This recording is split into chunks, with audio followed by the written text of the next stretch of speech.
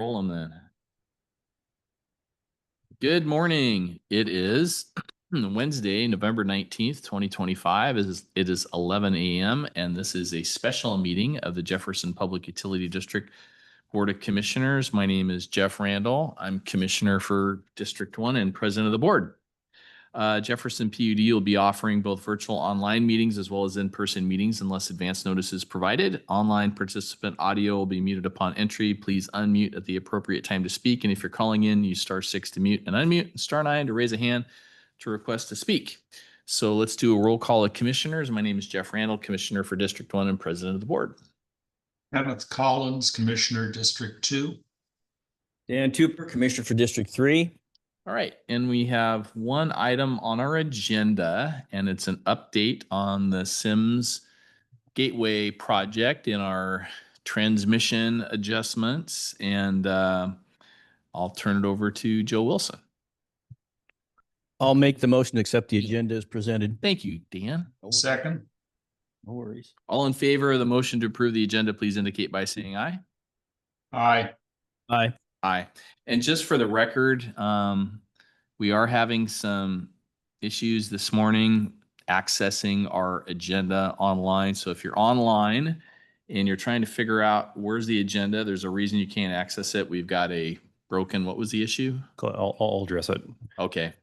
Thank you, Mr. President. So we noticed this meeting on Thursday and posted the presentation. And then apparently over the weekend, there was, I think it was on Sunday or thereabouts. Yesterday, and they're fixing it now. It's scheduled maintenance. So there's it's either nationwide or broader than that, Cloudflare outage that is limiting our access to Amazon Web Services, which I believe is hosting some of this information.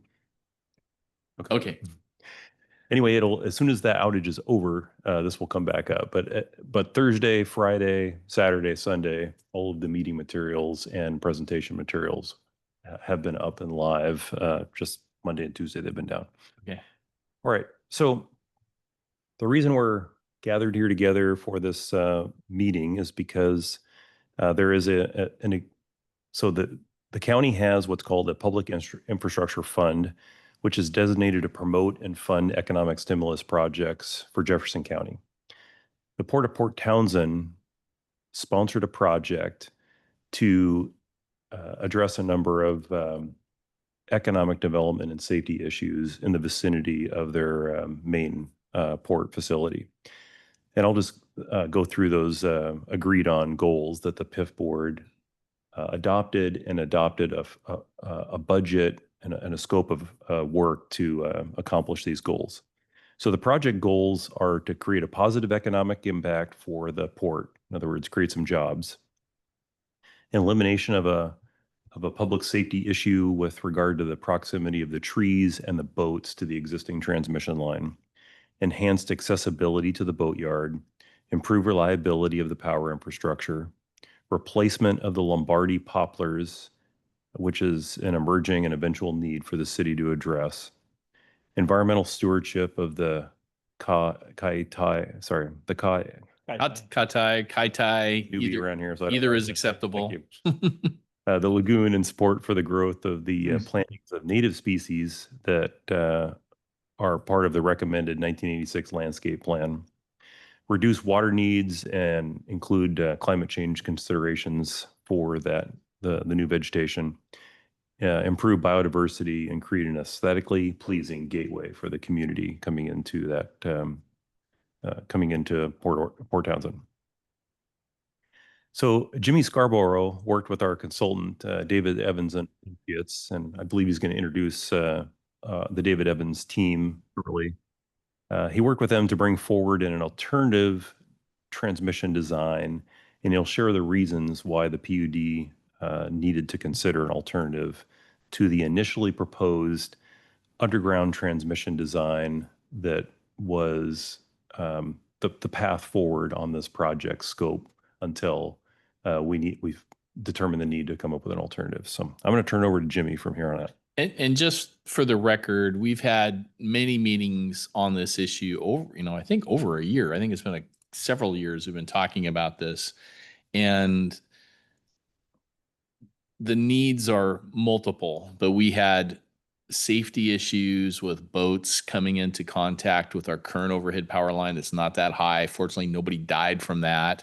We've had voltage, I guess it's comes through the trees and into the ground. Is that right, Jimmy? Is that under certain circumstances and that people in the boatyard would feel like tingling and things? And then we've had and again, no injuries, but it was like feeling like the voltage from the overhead power lines was in danger from being too low and mass possibly touching it, as well as the trees touching it. We've had trees touching it and smoke and not catch on fire, but come close. And then we've had times when the wind and the trees are coming in contact with each other and we haven't been able to operate the transmission lines normally because they don't meet the distance standards. So that's just some background for people who don't know. And then the port had this economic development goal of expanding their facilities. They're looking at it as an opportunity to get kind of a win-win. We're looking for reliability and safety, and the port's looking for economic development. So I just wanted to add that to the record. And if people are interested, they can go back and look at previous meetings. So, Mr. President, since we are talking about the record, I just want to be clear that the characterizations that you just made may not be entirely accurate from an engineering perspective. They're my recollections. Yeah. So yeah, not a finding of fact, but this is Right. my summary of. So I'll just address, for example, one aspect that you just said. So voltage does not get imposed through tree proximity to foreign objects, but when you do have metallic objects in proximity to a transmission line, there is voltage that can be imposed, and if there's not a good ground there, that voltage can build up. So if you were to park a truck underneath a transmission line on rubber tires in dry conditions, you'll feel something when you touch the metal body of that truck. That's, we believe, to be some of the underlying concerns or perceptions of people in the port. We're not taking the position that there's an inherent safety hazard with the current transmission line, but there is an opportunity to make it safer and accommodate the port operations and the risks that the trees impose. So from the PUD's perspective, this project doesn't have to go forward, but it can go forward in a way that supports the port's expansion and create an increased safety margin. So I thank you for the clarifications, but it would be correct to say that it's not safe to continue to have the trees where they are and the power lines where they are. Would you agree it's not to that? optimally safe. I would say that there is a means of keeping the transmission line intact and pruning the trees and assuring that the people who are operating the cranes that lift the boats in and out of the racks, they can do their work safely, but there are risks in the current configuration that this project could mitigate and reduce risk on. And this project will also enable us to use our transmission, a distribution system, whatever, the transmission system more optimally. We can use our electrical system more optimally as opposed to being limited at times currently. It reduces the risk of outages on the transmission system. Okay. So there's an economic development benefit from improved reliability. But the primary benefit is allowing the port to potentially expand and push their operations further out, so they could potentially have a larger area to do their work and an increased safety margin to do their work. And I guess one additional thing on the record of why we've looked at this slightly differently lately, it's because we've had someone new to look at it, and that's been you. You came on, this is a major project, and you looked at it with some concern about some of the assumptions of undergrounding. So I think that's enough catch up. I think we can proceed, but I think it's important just to note if somebody watched a meeting from spring of 2025 and then watched this one, they would be saying, what did I miss? And I think that was just intended to help connect the dots a little bit. Okay. Good morning, commissioners. Let's talk about the alternate overhead design for the Simsway Gateway project. As Joe mentioned, at first I'd like to thank David Evans and Associates for being our consultant engineers on the project, and in particular, project manager Rob Hansen and lead designer Paul Morgan. Thank you for joining us. And they're here online as well.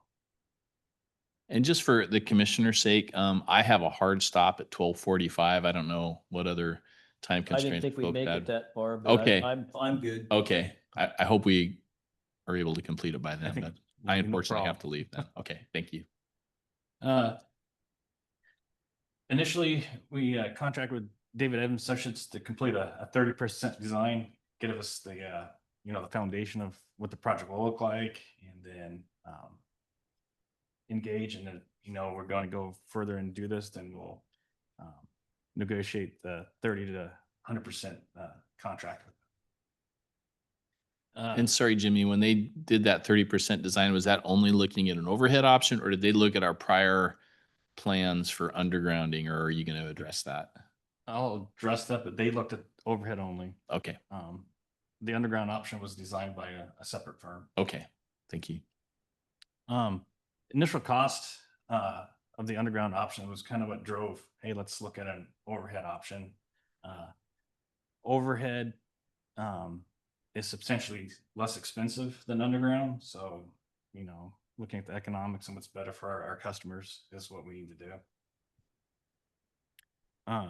During it, the PUD selected, I mentioned David Evans Associates. We went through an RFQ process to do pick our consultant for the project, and they rose to the top. And sorry to interrupt again, but is it possible to share what we found for the underground costs? I mean, It'll be which later. Good, thank you. Just want to verify that. During the 30% design phase, David Evans Associates, they came on site. We looked at each pole location for the relocation, and on the visit, we had representatives from the port and the city with us, so get their engagement as well and any concerns. The new pole line will be approximately 22 feet from the existing fence. The current one's about 6. So We're getting about 16 feet of additional. about 20 feet, plus the insulators will now hang the conductor over the city washed out right away. Extending further away from the Further port. away, so we're gonna get about another 5 feet. Okay. From the insulators. Okay. So overall, we're increasing that safety distance you were mentioning. Okay. And it's higher. And too. it'll be approximately at the same height as they are now.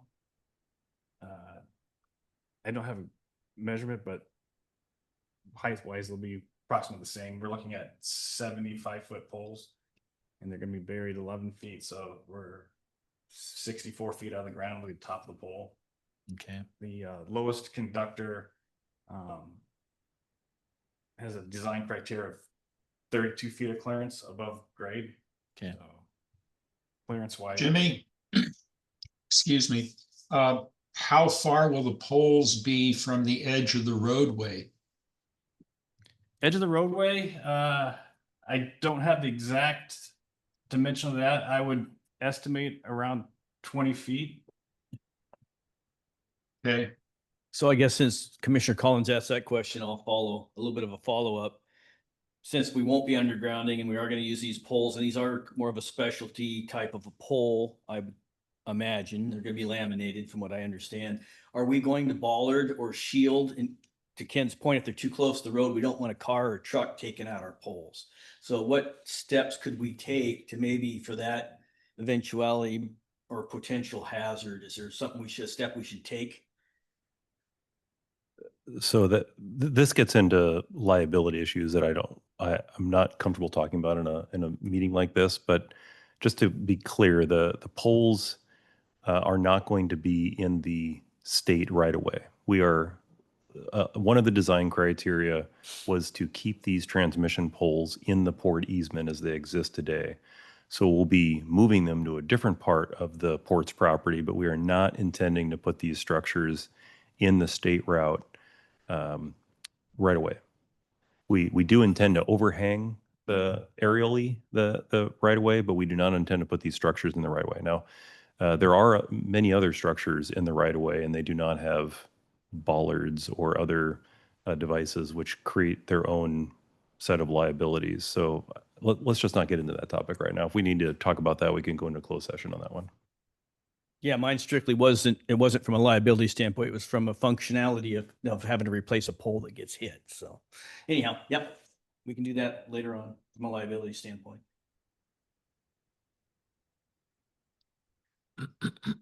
And Joe mentioned that we are staying on the edge of the easement line that we have on port property. not Got it. Poles physically in city right away.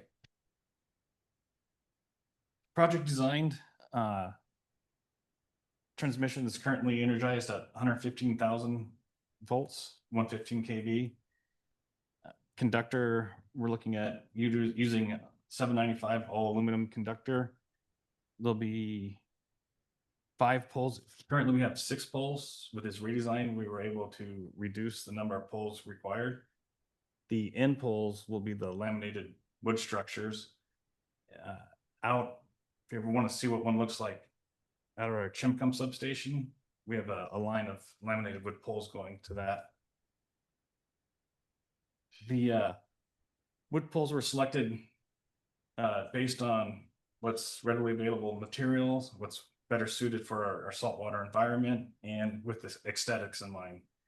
The Sims Gateway project is not just relocating a pole line, taking down poplars, but it's also expanding the boat yard and the city's new bike path in. So aesthetics were in mind of what materials were chosen. Okay.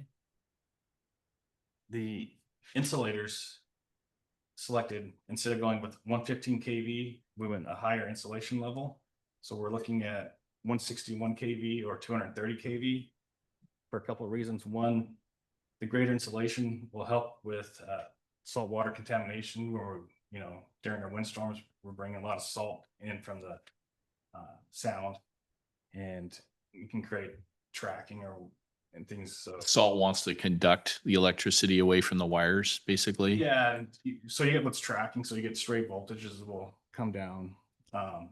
So increasing that length will help with insulation during our windstorms. Okay. And it also increases how much further we can overhang that conductor and get it further away from port property. Yeah, that makes sense. I mean, that's probably one of the windiest places that our equipment is located in Yeah, this community. it's in the top area for sure. Yeah.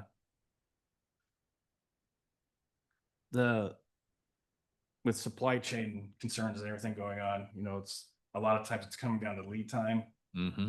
Currently, the materials I looked at, the longest lead time would be the laminated wood structures at approximately 20+ weeks. Okay. That allows the manufacturer time to do their shop drawings, us to approve it, and then manufacture the poles. Okay. So it's engineered for us, basically, and It built. is. Yeah. It's an engineered a product. It's kind of cool if you ever look at go to their website. It's not plywood, but it looks like plywood, the different layers and different forces and tensions from your wire. It'll be built for that. Mm-hmm. These 2 end poles, though, what we call self-supporting poles, so they won't require down guys. Mm-hmm. Mm-hmm. Adds a little bit more of a dynamic to designing and manufacturing that pole. Mm-hmm.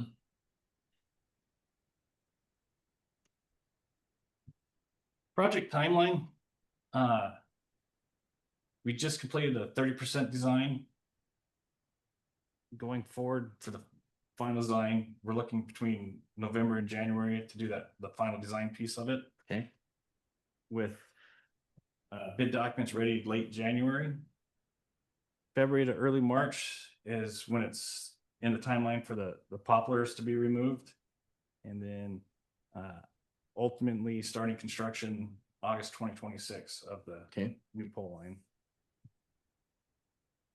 Do we know if there will be any other construction by the port or anybody else between March and you said August is when we anticipate? We haven't gotten Putting those in- discussions yet. Okay. That'll be one of the, team meetings we'll have is, our timeline, their timeline. Obviously, we don't want our contractors, their contractors in at the same time. Right. So there'll be a coordination meeting. Okay.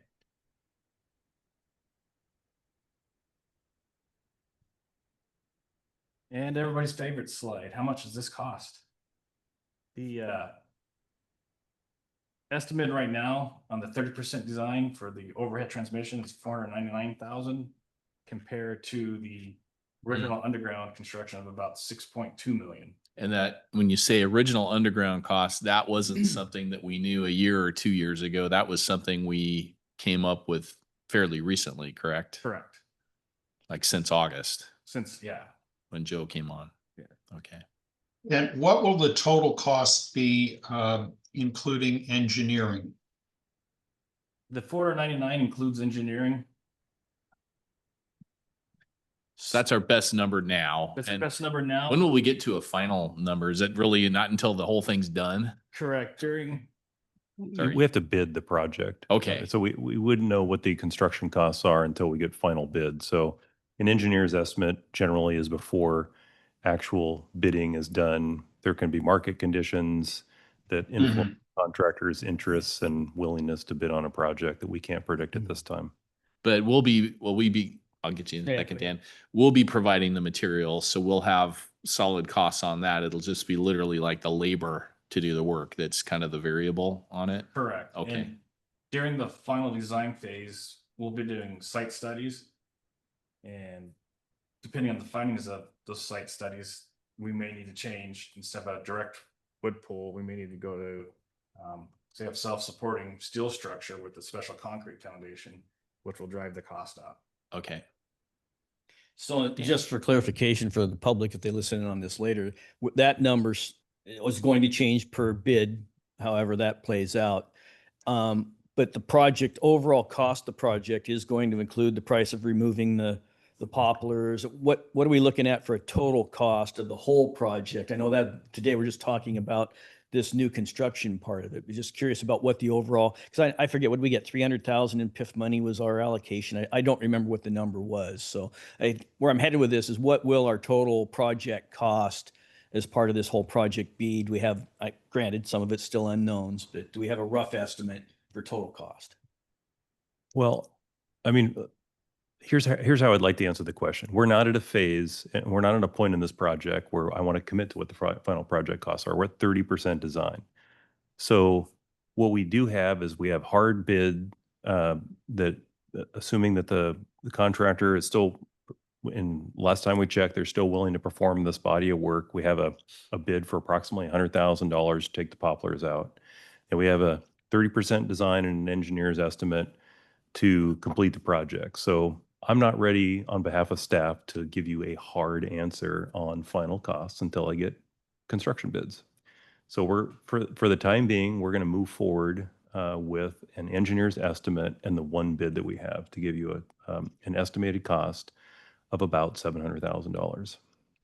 Okay. And so that's the best number we can have right now. And I guess and on Dan's point, do you remember what the number, the PIF funding was that will cover our portion My of our recollection is it's $600,000 allocated for the PUD scope of the work, which Okay. is the tree removal and the movement of the transmission lines, whether Improvement they of be transmission. underground or this overhead alternative. Okay, thank you. So we had an allocation of roughly $600,000 to either do roughly $7.5 million worth of work or roughly $700,000 worth of work. Right. And we did go back to PIF when was the last time we went to PIF with kind of an update of, because we keep having to get the time extended.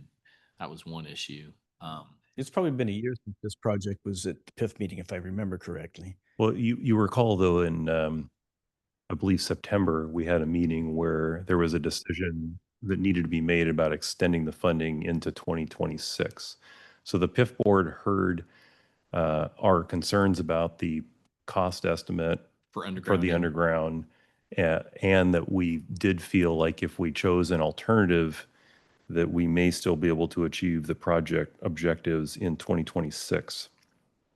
The underground option is a multi-year effort. That just buying the underground cable may actually take 2 years to source it. Right. So that was the reason the PIF board was considering it, whether they needed to pull the funding back and cancel the project, or whether the project partners felt that they could still reasonably expend the funds in 2026. So that decision, I don't remember the date of the meeting, but I believe it was in September. I just wanted clarification on that. We were keeping PIF board informed, and it sounds like we have. Okay. And Ken is saying the sound is a little choppy. So I guess everybody speak into your microphones. So hopefully he can hear us.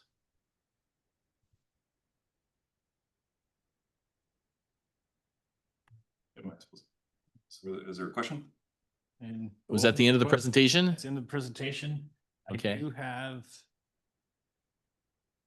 from Google Earth, I do have a image.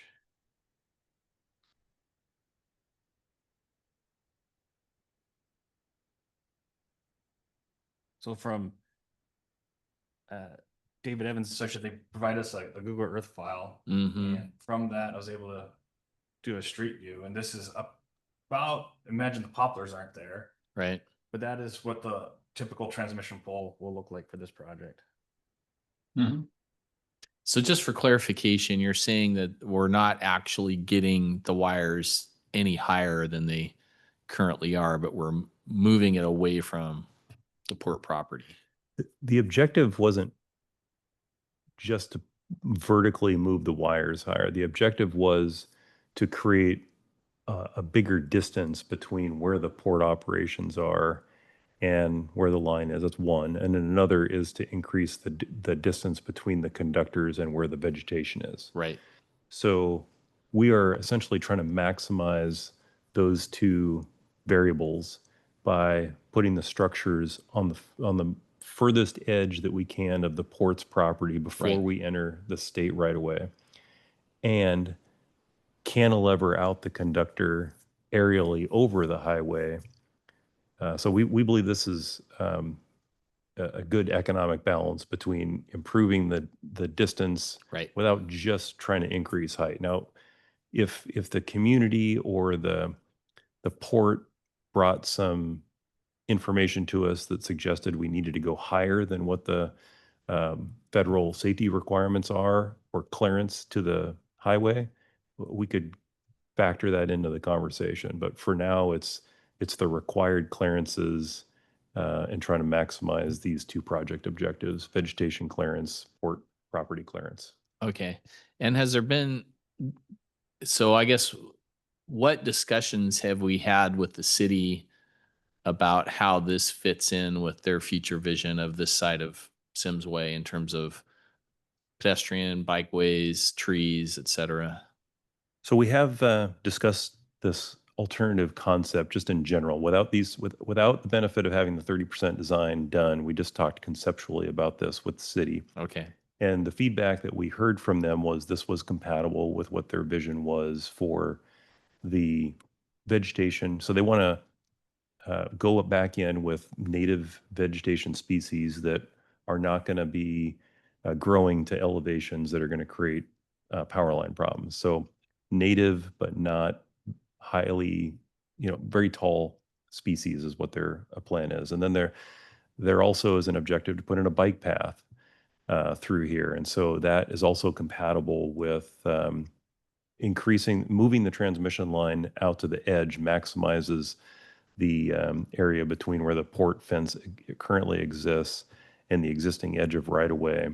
We're minimizing our impact as opposed to our poles kind of being not quite in the middle, but more close to the middle in the current configuration. We're putting them on the edge, which creates more space for the bike trail. Plus, as a biker myself, I kind of like having barriers between me and the car. So these poles, what to Dan's point earlier, there's at least a pretty significant physical barrier that cars are not going to want to wade into to get into the pedestrian and cyclist zone over there between the port fence and where these new structures would go. So we're looking at a picture now. We're approximately across the street from Safeway with the picture you're showing. Where is the end of, I guess this would be the east, Yeah, we west can end. This is the west end. we can drive to the two terminals, but we're only like a span or two away from is that the south end? Correct.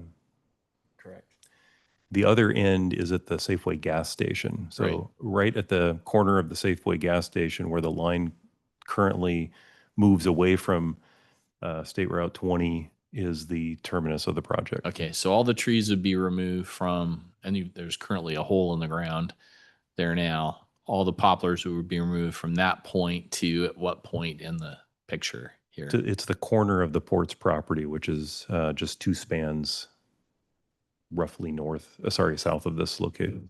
Poplars along the frontage of the port's property will be removed Yes. between the port and Sims Way. That's right. Okay. Not on the other side of Sims Way. So you said, excuse me, that port and city officials were with you on a site inspection. So did they voice any concerns about this proposal not harmonizing with their timelines of what they think if we're able to, meet our goals and meet our timelines? Did they have any concerns that would increase our scope of what we would have to do to, make sure that we're going to get along with what they want to do? There were no concerns during our site visit. Okay. We talked about some of the landscaping and working with, not disturbing the ground where we're going to put poles. And they were able to accommodate that.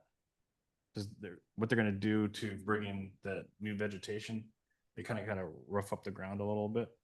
So we asked them, based around these pole locations, not to rough up the ground. So we got the foundation of the earth to keep the poles upright. So what I'm hearing is that our scope of work during this project, if we go with this particular, option, is not going to increase conceivably. I realize there's work yet to be done, but that's kind of our take, is that we haven't heard anything or seen anything to think that there's going to be an increase in scope in what we need to do our part of this project. Correct. At this point, we don't see any increase. So we'll have, what did you call the plans in January? The final design plans? Is that what you That's referred- the final design or 100% design. Yeah. I just wanted to follow up on Commissioner Tupper's question a little bit further. Recall that if we were to do this in the original scope, granted it was, as Jimmy just mentioned, almost 10x more expensive, but there's significant other impacts that we haven't talked about that are essentially benefits of this. So to do roughly a 5-foot by 4-foot trench, 2,000 feet long, is going to involve moving 40,000 cubic feet of soil from this zone. It would also then be replaced by a substantial structure like a concrete duct structure that would be very difficult for any future utilities to cross. So from an economic development perspective, if the port needs to do things in the scope of their operations and improvements, there's going to be natural reasons to bring different utilities and other infrastructure across this line that will be very difficult in an underground configuration, and the overhead configuration doesn't bear those same liabilities for future growth. And also the soil disturbance risks are just dramatically reduced with an aerial alternative. So I just wanted to throw those additional benefits that we didn't talk about. We have been focused on financially meeting the project needs more economically, but I just wanted to highlight some other ones as well. Well, and your point about it being, $7 million project as opposed to a $700,000 project. And a lot of what we're trying to do is improve system reliability so that we can continue to provide electricity reliably throughout the year for many years to come. This isn't our only area of concern. We have many areas of concern on our entire system. We can't we can't afford to put all our eggs in this basket and ignore the rest of the system, because it's a holistic system that has to work in order to have reliability for our customers. So, President Randall, that is a very compelling point. This project would consume a tremendous amount of resources that would otherwise be more equitably applied across the rest of our system to bring broad reliability benefits. So it would be very difficult for us to meet our other objectives across the rest of the area if we essentially put all our eggs in this one basket. okay. So I'm kind of looking ahead. We're going to get a final design in January. And I think you said when we would go out to bid, but I didn't write it down roughly. The sequence, I believe, is to finalize the design so this is an alternative that we're interested in hearing the public's Mhm. feedback on, then we would need to finalize the design and then go out to bid. Is that fair, Jimmy? Correct. Yeah. And Go out going, for bid approximately late January, early February. okay. And you got lead times and supplies and all that stuff. And sorry, we need, yeah, very good point. We need to order materials at least Mhm. 20 weeks in advance. But the real decision maker here is the port. They have to give us once we've heard the public feedback, the port's feedback is very important to that, and then it's their property, so they have to give us the go ahead to install these poles at the various proposed locations. So those are still decision points that are in the future before we can finalize this design and move forward.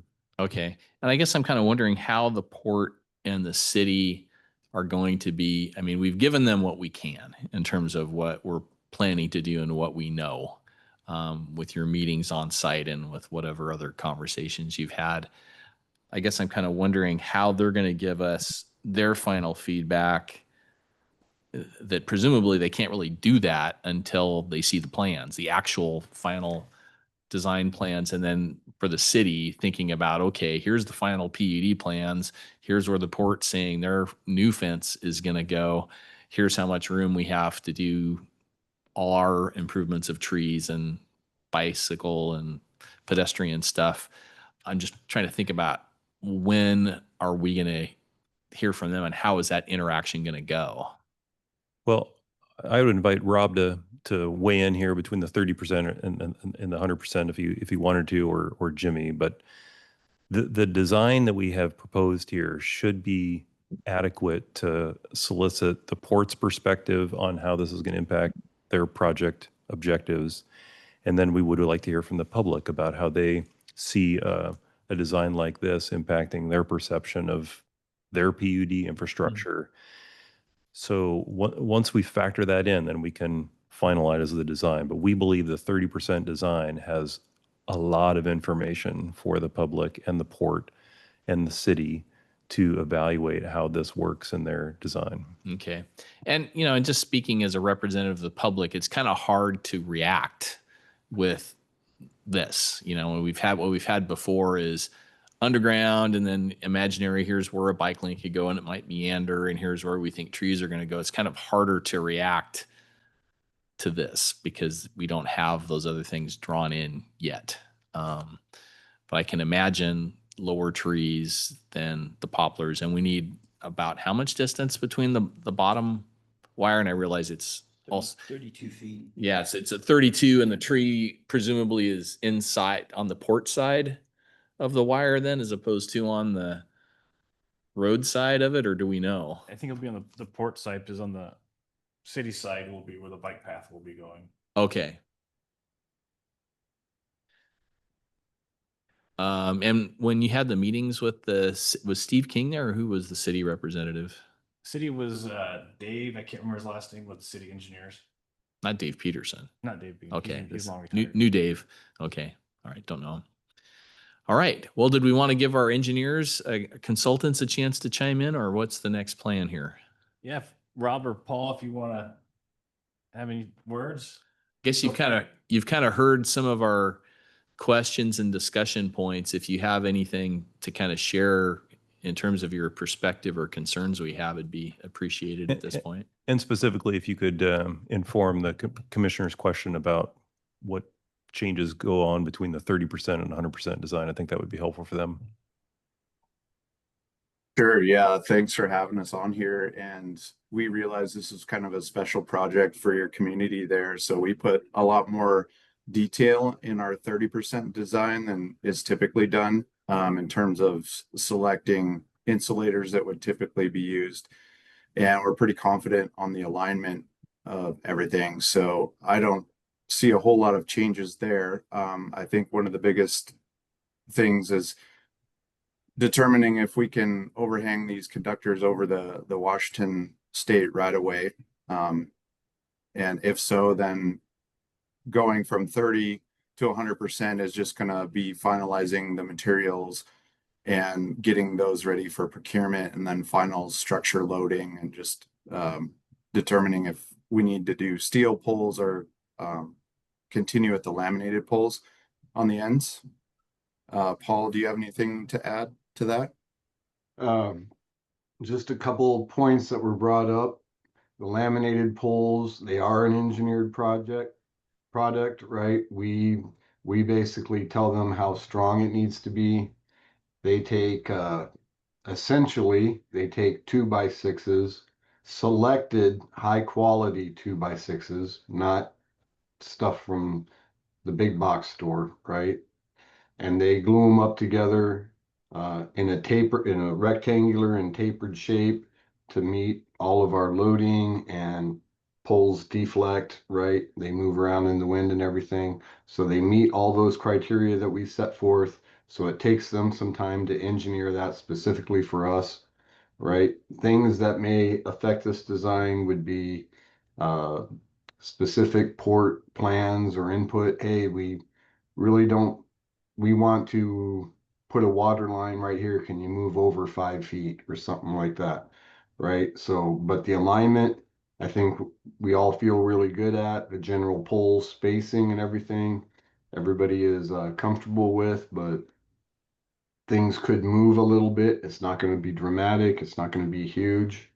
Um, and we are about 22 to 23 feet away from the road, right? So not saying a car could not hit, but we are out of the high probability impact zone, right?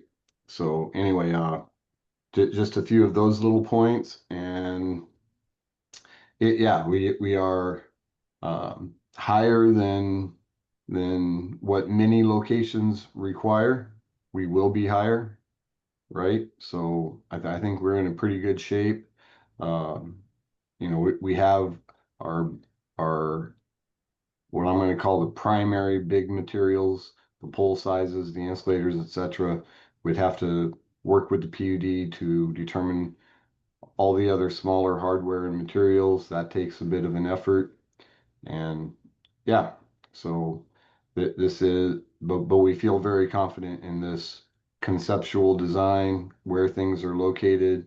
We've made some efforts to avoid known existing underground facilities, etc. Be aware of traffic safety, be aware of existing buildings, that type of stuff. So, Okay. so general safety, just general safety, has been considered in this design. And then you mentioned needing some sort of city or state approval for overhanging the right of way. What's the process to get that approval? So Jimmy and I have been exploring who has the authority to make that approval. So it is a state route. The public works director at the city has reached out to the state and confirmed that the city has delegated authority to grant an aerial easement to the PUD for the scope of this project. So they have indicated that in order to meet their project objectives, which is also to create space for their revegetation, that this design appears to be compatible with that. And so they appear to have an interest in promoting their aspect of the project to allow this easement to go forward. So we think that we have an alignment of objectives in that regard. Okay. Do we have other commissioner questions at this point? I just want to make a couple Go other ahead. small remarks. So Sure. well, the first one's not a small remark. David Evans Associates team has been just wonderful to work with. They've been highly professional, very responsive. The quality of their work product has just been a blessing to us. We haven't worked with this team before, and just been a great experience. So Well, it very seems like a thankful. pretty darn quick turnaround Yeah. that they've been able to They provide were too. very efficient. Yeah. So we specifically thank Rob and Paul for both being here and for their incredible professionalism in delivering this 30% design work product. Okay. Another comment I wanted to make is, well, there's some drawing conflicts about what the size conductor is. We believe that this is a fairly large 1272 conductor project, and we are planning on using a smaller conductor than, it's either the same or smaller than what's there. So the design considers a 795 AAC conductor, And the commission may be curious about how that may impact our capacity to serve loads in the future off this key transmission line. So I performed just kind of a less than a 30% design on what that would look like for the future. And the mill is served off this transmission line in contingency modes, and we have two substations that would be served off this. So taking the current demands on this system and fixing the mill that it's not going to grow, we basically could serve double the amount of load in this portion of our service territory with this consideration of putting a smaller conductor up there. So I just wanted to give you some reassurance around that design consideration and its impact to our ability to serve load in the future. Okay. And they looked presumably at the maximum wind speeds or what wind speeds could be expected Correct. in this That's- area. Yeah, they looked at the wind speeds. Ice loading. Yep. Applied the National Electric Safety Code demands for properly designing a line. Okay. And another aspect by going with a smaller conductor is your transverse loading on the pole. So imagine putting your arms out, the bigger your arm is, the more wind you catch. Same thing on conductor. So the smaller conductor, the less wind, less transverse loading on your pole. Okay.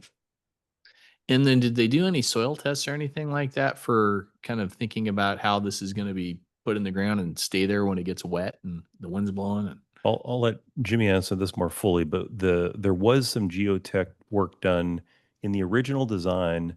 There were also expected to be glue lam poles that were going to terminate between the overhead and the underground. So there was some geotech work done there, and I believe it was relied on for this analysis. But okay, got it. Correct. So we relayed the geotech studies that have been completed over to our consultants for review, and during the final design, they may come back and we may need to do additional geotech studies. But currently, I think we have the information we need for that aspect. Okay. Do we have any commissioner questions at this A point? couple people, is one from the I was, port? I was gonna go to, okay, I was gonna do that next. If they have any, Matt Kluntz is the engineer for the port. Okay, let me ask Ken, did you have any questions at this point? No, Okay. this has been helpful. All right, so we'll start with port or city staff that might be online if you have any questions or comments. I know Matt is listening in.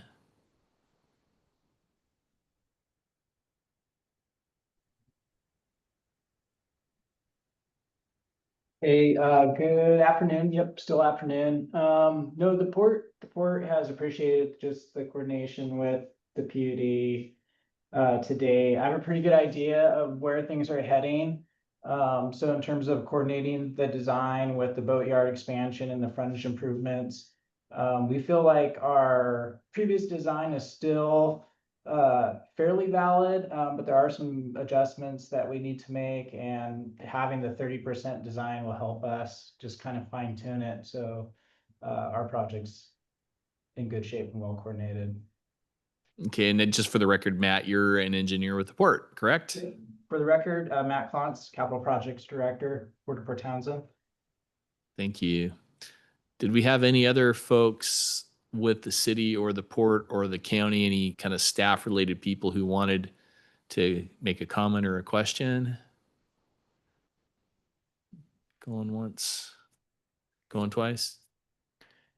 I was just looking at the aerial, and this is an approximate, but Ken asked how far back from the pavement the poles would be, and I think Jimmy estimated about 20 feet, and from what I could tell, it's ballpark plus or minus 5 feet. What the answer to Ken's question was. Okay. And the road and things kind of meander a little bit there too, so I could see how it's not quite exact. Did we have any members of the public who wanted to make a comment or ask a question at this time? Online, we don't have anybody in the room. Going once, going twice. Okay. Well, I guess from my perspective, it would be nice to get kind of continued updates between now and January when the final design happens, when we have any new information from the port or the city or the engineers. And since the public isn't here. I expect we may hear some public comment at some of our regular board meetings, so that's definitely acceptable. And I just would encourage staff to, when we have regular meetings or we have something to update us, or when we get plans that maybe show more information, to bring that and just give us a quick update so we can feel informed and we can keep the public informed too as we go ahead. So any final thoughts or comments or questions from anybody at this point? I think we preemptively asked some of the questions the public would have, because I hear it all the time. Why aren't you undergrounding? Why aren't you Yes. undergrounding? I think we answered most of those questions today as to why this is a case where undergrounding doesn't make sense for a myriad of reasons. So I think we're in a good place. Dan, I'll offer one more reason, and that is, to my knowledge, there is no utility on the peninsula that has any underground transmission. So I don't want to confuse the public about undergrounding. We do have the capacity and certainly have undergrounded power lines in the past. We have not undergrounded transmission. This is 10 times higher voltage than our distribution system that is fairly routinely undergrounded. It is not routine to underground transmission. That is a very specialized effort, and that's why the cost is so much higher. So the cost that we're talking about here shouldn't be assumed to be scaled into underground distribution. Underground distribution is still usually more expensive or significantly more expensive than overhead, but in the transmission realm, it's dramatically more expensive. And Joe, you had shared with me that you are aware of only one underground transmission project that the city of Tacoma, a utility much larger than us, did. And I think you said it was like underneath the waterway that serves the port of Tacoma, so that ships weren't potentially running into overhead power lines, and that was paid for by the port of Tacoma. That's right. So to my knowledge, Bonneville, Mason 1 and 3, Grays, Clallam have no underground transmission on the Washington Peninsula. So if you go over to Tacoma, they have 353 miles of overhead transmission and 0.5 miles of underground transmission that, just as you said, was funded specifically for the Port of Tacoma to have better access to where they were parking large container ships. So it wasn't for general public benefit or aesthetics. It was a very specific function that the rest of the Tacoma ratepayers weren't asked to fund. Okay. And I do have one more question. So how do we, as the PUD and maybe in conjunction with the port and the city, how do we look at messaging moving forward from today? What is our plan for messaging this project? Well, this is a significant milestone in that messaging. So we're trying to be transparent that for financial and other reasons, we needed to propose an alternative. Now we're ready to hear feedback on what that alternative is. And we would like to hear our stakeholder, both from the port, the city, and the community, incorporate that feedback and roll out a final design, and then go out to bid and finish the project. So I guess I'll drill down a little harder on it. Do we plan on having some sort of a meeting, a public meeting, or putting out a survey? I mean, what exactly, how do we want to get that feedback, and what is, because we went through this with the meters, what is a sufficient amount of time for people to respond with their feedback? Not trying to set hard lines here, but just an idea of what we think we need to get this messaged. I don't know that staff's empowered to make that decision. I mean, if the commissioners want to tell us how to do this, I mean, staff's recommendation is Sure. that we have this open, we have this public meeting now, and we would like to very timely get feedback to keep this project on track. If we're going to meet our commitments to the economic benefits of this project, we need to move in a timely manner, but that's not to say that it's so rushed that we don't have time to incorporate some public feedback. So I'd like to see it this month. Well, and I guess, again, from the public to give feedback, I'm guessing they might say something like, well, what's this going to look like? You're showing us the poles, but what's the rest of it? And who's responsible for developing the plans from, say, the edge of pavement to port property? Is that the city? Is it the port? I mean, who's responsible for that? So each entity has their own responsibilities in this project. Our responsibilities are currently to remove the trees and move the transmission line, either underground or to this alternative overhead. And then the city's responsibilities, as I understand them, is to choose vegetation Okay. and I believe the bike path, and then the port has their frontage improvements that Matt was referring to. Okay. So Matt, does that coincide with your understanding too, that the port's responsibility will be basically whatever fencing and edge of property improvements you have to maintain your, your soils and other stuff, and that the city's responsibility is the trees and the pathways? Yeah, that's mostly true. I think the one exception in terms of like project delivery, the frontage improvements and the boatyard improvements are gonna be one contract, so basically one project. So the port has been taking the lead on the design of both the frontage and the boatyard improvements. But when it comes to making a decision, say on, landscaping, ultimately that decision authority lies with the city of Port Townsend because it's gonna be city-owned landscaping. Whereas like the fence, it's gonna be port-owned. Ultimately, the port is making the decision on the fence type. And so if we're talking about taking down the poplars between January and March, and we're talking about moving our overhead, building this overhead power and sometime in August of 2026, when do you think the city and the port would have their plans available for the public to see? And I realize that's kind of asking you to speculate, but based on what you know now, what are your thoughts on how that process is going and when those might be available? Well, there's been a fair amount of public engagement for this project so far. Granted, a lot of that engagement included the undergrounding of PUD, and now we're talking about overhead. I think what's unclear to me, and this is probably where it would be helpful if the city were here to answer this. Like, what's unclear to me is like how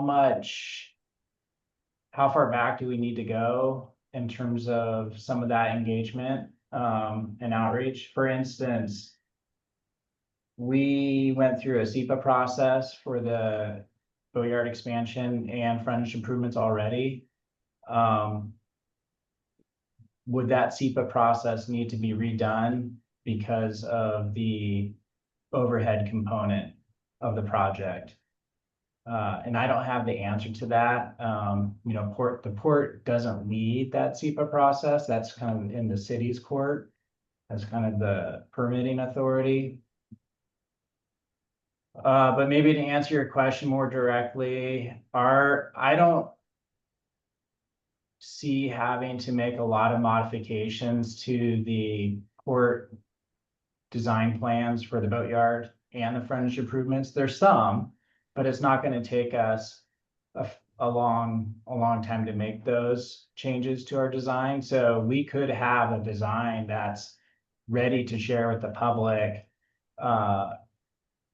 start of the year, January. Yeah. So 2 quick thoughts. We have an ICG meeting. I don't know if we're the host for that. Maybe this is something on the ICG agenda, just as part of public messaging, that we have a short time discussion. And in conjunction with that, the Public Sector Council, which are the 4 administrators / managers, meet on a regular basis. Maybe this is something they'll coordinate on between now and then. So maybe some of this can be handled at those 2 forums. So just for the laying groundwork for continuity amongst the different entities. We hosted the last ICG meeting. I think there's one in December, Yeah, though. there's one in December. Isn't there? So time-wise, maybe that makes some sense. I think that agenda's already been set. I would think that maybe they might be willing to take a look. Give us just a little image. I don't know update if that's for it. good or bad. I'm just Yeah. putting it out there. It's, if we're trying to get things done before the end of the year, and do regular scheduled stuff, this is 2 things that fit into that window. Well, I'm just going to ask Matt, and Joe both. So we've heard that we've asked the city for what we can in terms of the overhead easement. This question of, is the SEPA done, or is there need to be some additional SEPA process? How do we find out about that? And when, we've provided you this 30% design now, and it sounds like you're concluding it's fairly compatible with what you've already done. You might need to do some tweaks to it. What are the steps, and who's going to make the decision of when you guys are going to do your final designs?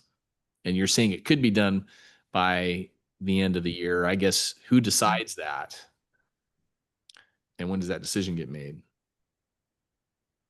President Randall, I'm not a SEPA expert, and I don't think we have staff that can respond to that Yeah. question. So I'm just going to say I don't know. Yeah, I'm kind of mainly aiming that at Matt since the Okay. port's been running the SEPA process.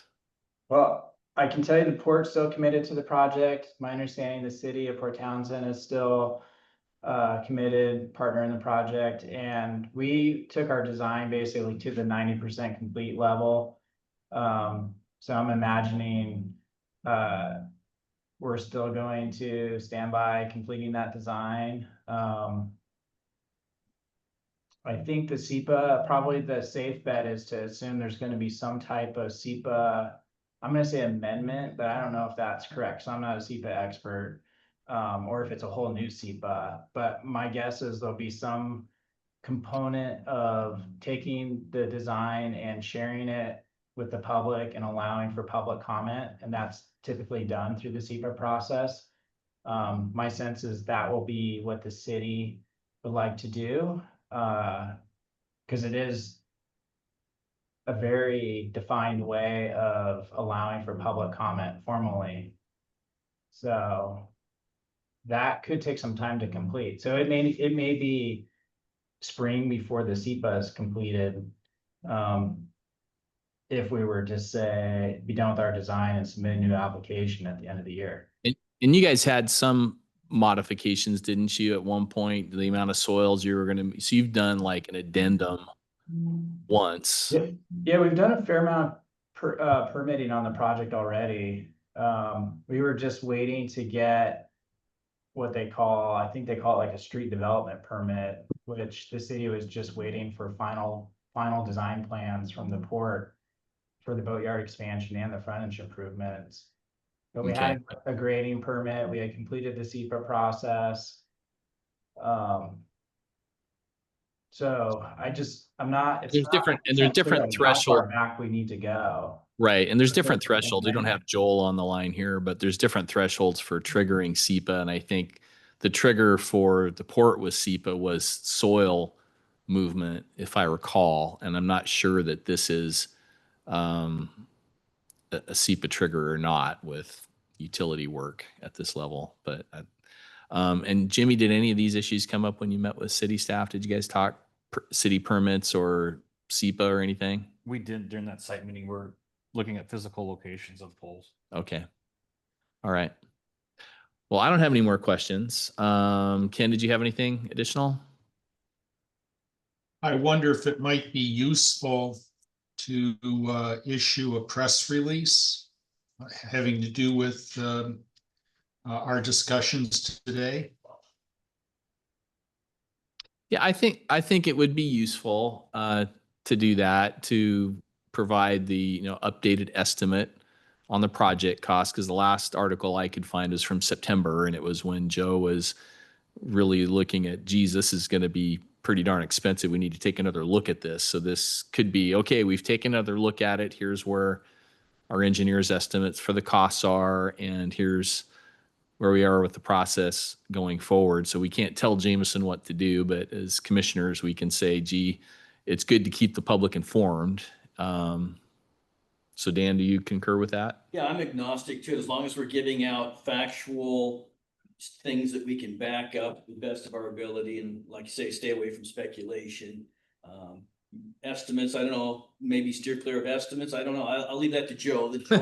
Joe's the one who's in the contact with the other entities and Jimmy and so I'll defer to them as to Sure. what that needs to look like. And if it's a public document and we've used the numbers here, so it's kind of a public number. Yeah, that sounds good. And like I said, we'll have regular business meetings where public comment is always welcome. And if we have any updates, we can update them then. And I think Dan's comment about keeping the other 4 executives updated as to these things is a good idea. And I appreciate you folks all coming in the day after you just had another meeting. So we had a meeting last night and had another one today. Yeah, So thanks to the engineering firm for good work on short notice. the quick turnaround. And again, I think the really important thing is we're heading into winter and we're thinking about reliability. This is there's 2 main there's like 3 main drivers of this. Safety and reliability, I think, were the 2 top drivers. And I think the port's opportunity to take, I can't remember how much land was that you guys got through or looking at putting into additional boat storage and movement. What you remember what that was, Matt? It's about 25 feet on average. There's a few spot where it gets up to 30 feet. But I mean the total area. Oh, I see what you're saying. It was less than an acre. It was like 0.8 acres of additional boat yard. Yeah. And per acre, your land is some of the most valuable land in the county. So there was an economic development point to it. And I think another point, just from a tree perspective, is there was a lot of discussion about the poplars, but trees are something that last a certain period of time depending upon their species. And then sometimes you have conflicts with the physical environment or needed infrastructure in cities. So it's just a normal thing. And it is the gateway in the town, as Dan said. It's something that we all, people in Port Townsend really treasure, people that visit it and notice it. So we're cognizant of that. But this is like the heartbeat. The electricity provision to the county is our heartbeat, and we have to, one of our heartbeats, and we have to keep it reliable and we have to keep people safe. So I think we're trying to be sensitive to what a visible location this is and make responsible decisions with our customers' money and run a reliable system. And then at the end of the day, have it be functional and look as good as it possibly can. So I think we'll end up with something good. And I'm sure we'll have questions of folks between now and President Randall, just echoing what you're saying, this line serves 2 of our largest substations and our largest customer. So it is critical infrastructure and would benefit from reduced risk from vegetation contact. And I'll just compliment you, Joe. This was a hot potato that you got handed that you literally did not know about, and you seemed kind of incredulous. And I would say that you did not duck away from it. You did not shy away from it. You provided us your best professional opinion. And it was kind of like going into the doctor's office and the doctor saying, you've got to make some major life changes here or you're in trouble. So you had a big heart to heart with us, and you're trying to steer us through this in a way that's fiscally responsible as well as meets all these other desirable outcomes that we're trying to get for our community. So I appreciate the tough job you've had with this and seeing it through to completion. Thank you for that, President Randall. But I also want to echo some of that appreciation to my colleagues at the port. Aaron Berg has been helpful and frankly alerting me to this project on day 9. And John Morrow has been a great partner as well in trying to navigate the impacts of the cost estimate from the original design and how we can still bring those benefits that the PIF board thought were important to the community in an economical manner. So it's really been a strong partnership and trying to get to those key objectives. Okay. All right. Well, if there's no other questions or comments, it is now 12:09 and our special meeting is adjourned. Thank you, everybody. Thanks, everybody.